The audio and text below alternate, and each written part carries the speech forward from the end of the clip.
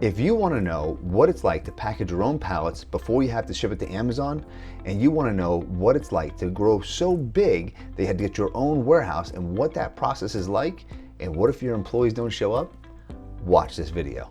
What Logan does is help people take great ideas and execute on them.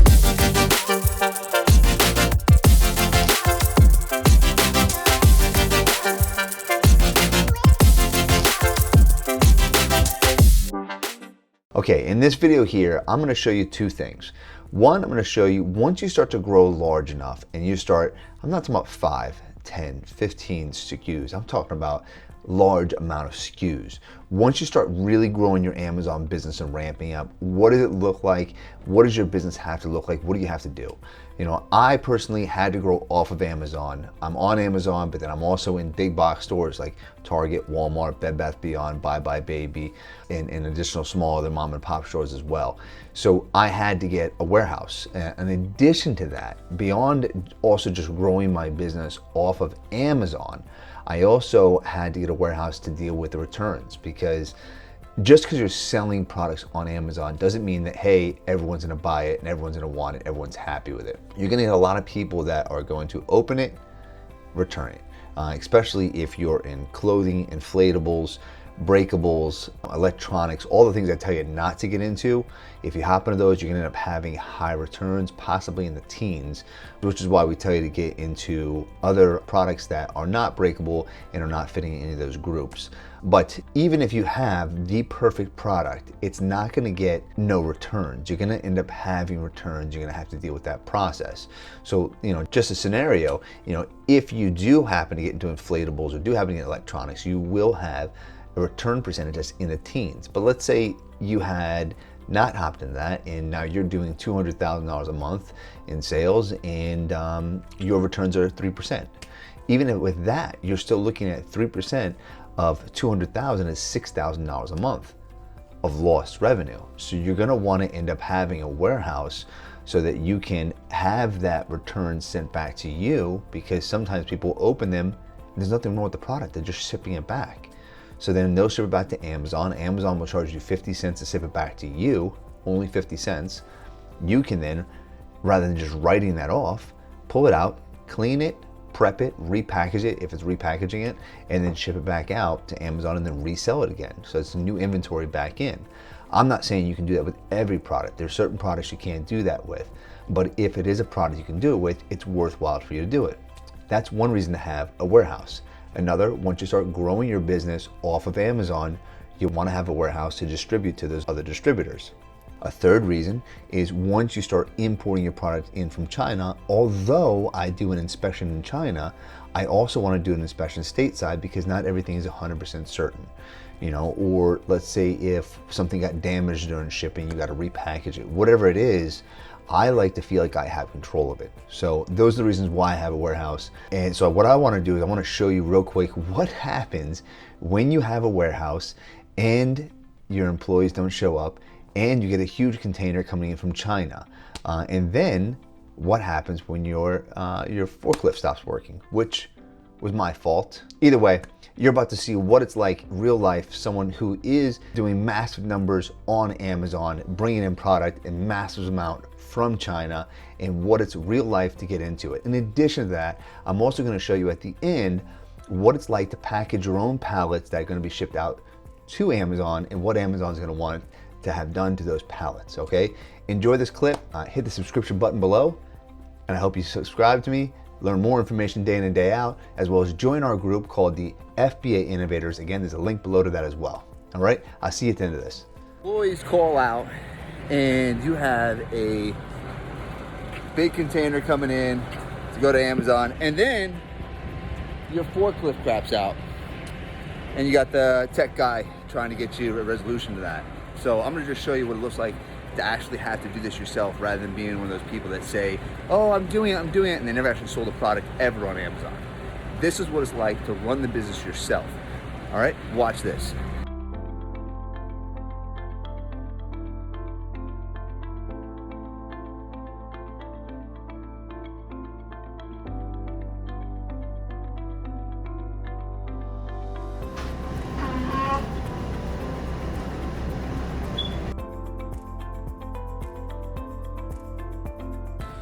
Okay, so I showed you before what was going on, but I had to unload a container. That's not something that normally happens where I have to do it. Normally I have my staff do it. So let me just show you what we got. This is, let me see if I can, there you go. I mean, we are filled to the brim right now. And I have two buildings. Let me show you the other building.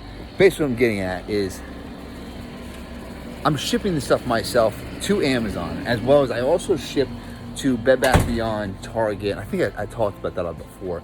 As you start to grow your brands, you're eventually going to want to just take control of how the packaging is going. If you're getting returns, which you're going to get returns, and that becomes part of your percentages of how that's going to work out, because some returns are perfectly fine. So you bring them back in from Amazon, you check them out, you repackage them, you ship them back out again, and that was lost inventory that you probably should have counted for before, but now you can recount it back in as new inventory.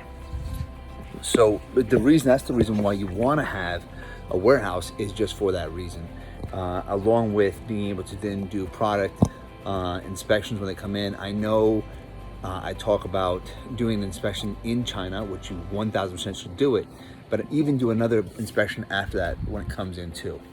So you don't need a warehouse when you first get started, but eventually as you start getting up into the higher numbers, start getting 100 different SKUs, start growing your product line, you're gonna want a warehouse just to receive the product, inspect it, ship it back out. Eventually you start to bring your business off of Amazon and start bringing it to different big box stores.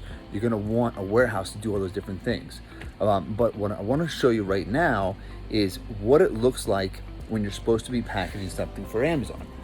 Currently we have about 13 pallets going out today, and we have more going out after that as well. But I wanna show you what it looks like to actually package a pallet. You're gonna have labels that go around the outside of the pallet, right? And then you have labels that go on each and every box. So then you're gonna have to pull the product, for instance, right? And you're gonna have sides of the box, right? You have the outside and you have the flat side here, like that. You're gonna wanna take the label, and I apologize that this isn't scripted. This is live. This is not something that's, hey, let me just tell you how to do something. I don't know how to do it. This is something that I'm living day in and day out. This is how I am able to send my kids to private school, how I have a 4,000 square foot house, a pool, a boat, beautiful cars. I'm able to do all that because I've grown my Amazon business from just being in my living room. You can do it. You can do it from your living in the beginning. But as you start to grow your brand, you're gonna become too big to just run it from your living room. I mean, run the math yourself. If you're selling 100 different SKUs or 50 different SKUs or 30 different SKUs, and then you're having returns on that, where are the returns going? Where do the returns go? You just mark that off as a loss? You're gonna want to take them back, you want to review them, clean them, if you can clean them, if they're cleanable, repackage them if you can package them, if they're repackageable, and then ship them back out. You're gonna want to do an inspection here stateside. You're gonna want to grow your brand off of just Amazon and put it in the big box stores. There's gonna be so many other things you're gonna want to do that you can't do if you're just restricted to just working from home. Yeah, you can hire a fulfillment company.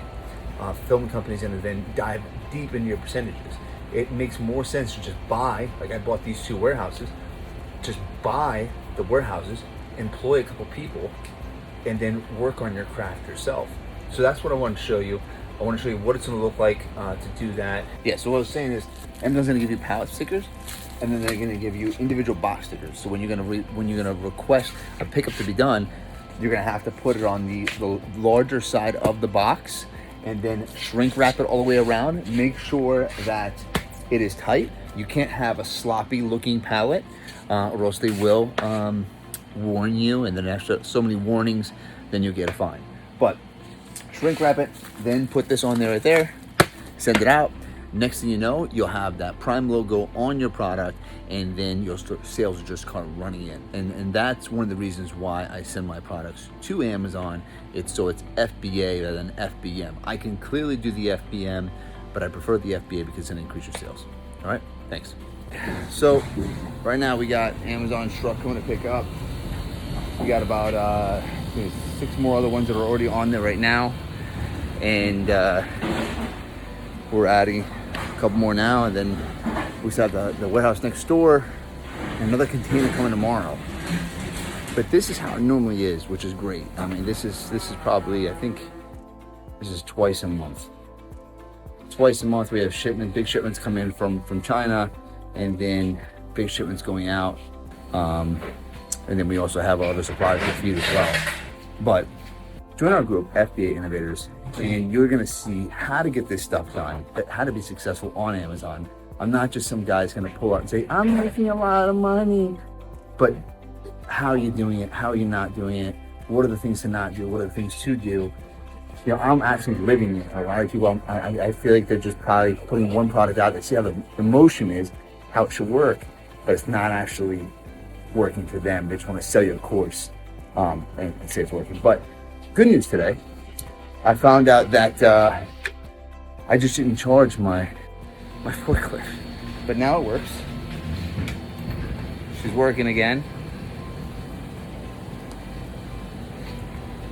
Oh, I have it charging. So, we're just gonna say it's good news. That's what it's all about. Great ideas married with executional skills, and that's what Logan John is all about.